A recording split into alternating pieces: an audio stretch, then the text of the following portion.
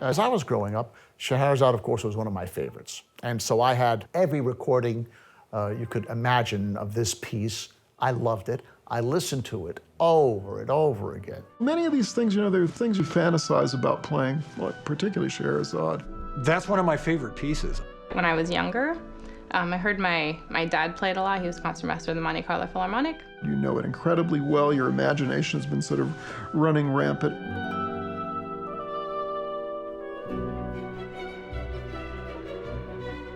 I just kind of get lost in that childhood love that I had for it.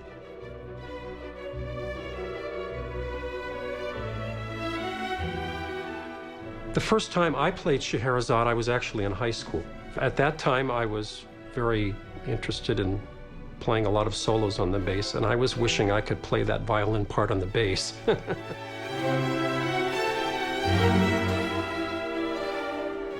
Rimsky-Korsakov has a very interesting history. He wanted to be in the Navy. From the time he was in his early teens, he went to the Naval Academy. He was destined to be a naval officer. Then he heard the music of Glinka. It was incredibly important to Rimsky-Korsakov, and he started taking his piano studies much more seriously. That said, he became a naval officer and went into the Navy and traveled for 2.5 years all over the world, including to the United States during the Civil War here. He came back and he formed a group called the Group of Five, or the Great Five Masters of Russian Music: Balakirev, César-Cui, Mussorgsky, Borodin, and Rimsky-Korsakov. And they were really, in essence, creating that great Russian tradition. Rimsky-Korsakov was the consummate musician. He was a fine conductor. He was a great composer, a great educator, the head of the St. Petersburg Conservatory for many years. And he also wrote a great book about orchestration.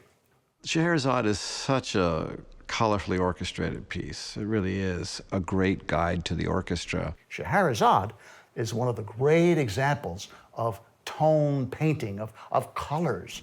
Rimsky-Korsakov is just the master colorist and orchestrator. The Scheherazade is a symphonic suite in 4 movements based on the story of 1001 Nights. This is what Rimsky-Korsakov said about Scheherazade and what the Sultan said. Convinced of the duplicity and infidelity of women, he vowed to slay each of his wives after the first night. So what happened, of course, everyone took their daughters and left town so that they wouldn't be taken by the Sultan to marry because they knew they would die. Scheherazade, though, wanted to stay. She had an idea. She thought she could make it work. I imagine Scheherazade with the long hair telling these stories and the big lyre, which is like the harp, and it sounds like a folk instrument almost, like something that would be appropriate for telling stories. So in fact, she told these stories, and at the end of each story, the end didn't quite happen. He had to wait until the next day. And he was curious, so he waited till the next day. And she would tell another story. And then he would wait till the next day, and so forth. And so as a result, at the end of almost 3 years, the Sultan decided that Scheherazade would be his wife forever. I try to really match with the harp more than anybody, because the harp always kind of responds to the beautiful Scheherazade theme. This is an intimate dialogue. Scheherazade, and the harp is her instrument.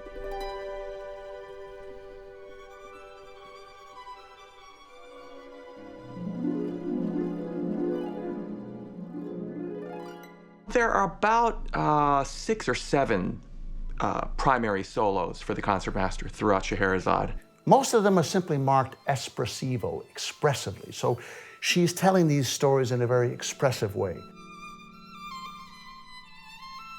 What I am trying to convey is a true sense of Scheherazade and her femininity and her beauty.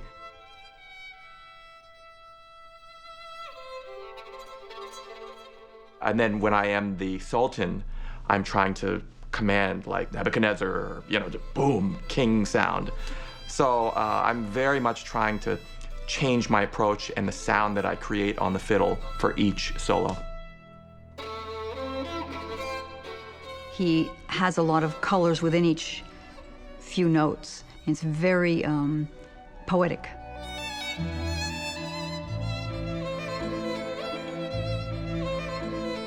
There are two solos that are separated by a short tutti, and it begins.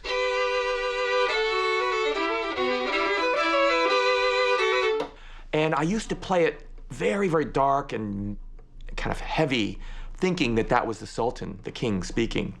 And now I approach it very differently.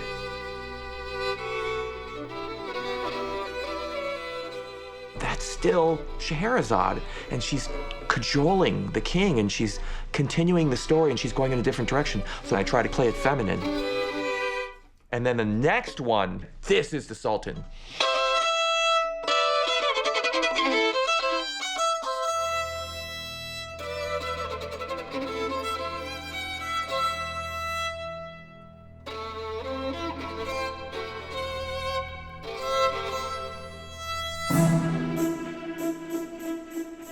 What comes to mind when I think of the Scheherazade is a lot of multiple tonguing. We get these passages.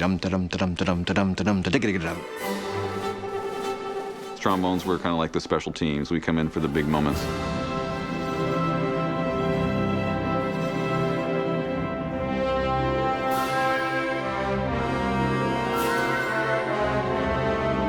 Think of a low brass player as a field goal kicker. You're waiting on the sidelines. You don't do a lot, but when you do, it's really important.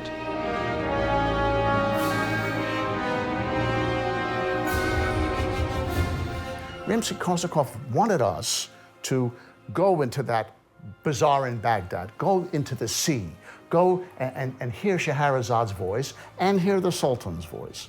We start off the whole piece with the big fat Sultan, so we try and play as big and fat as we can to make a big full sound. And then we do the shipwreck at the end as our other big moment. So That's all us. that's possibly the loudest place in the piece.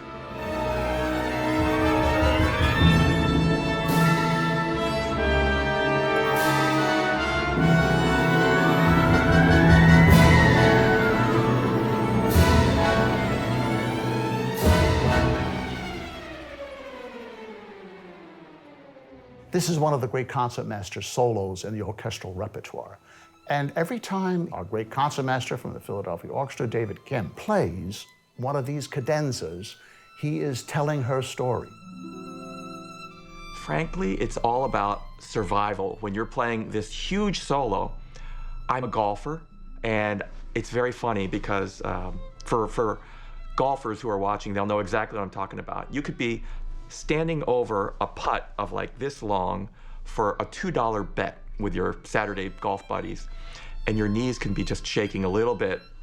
And I have this one thought in my head when I get over putts like this, and that is, hey, you can do this. You played Scheherazade in Carnegie Hall. And it works sometimes.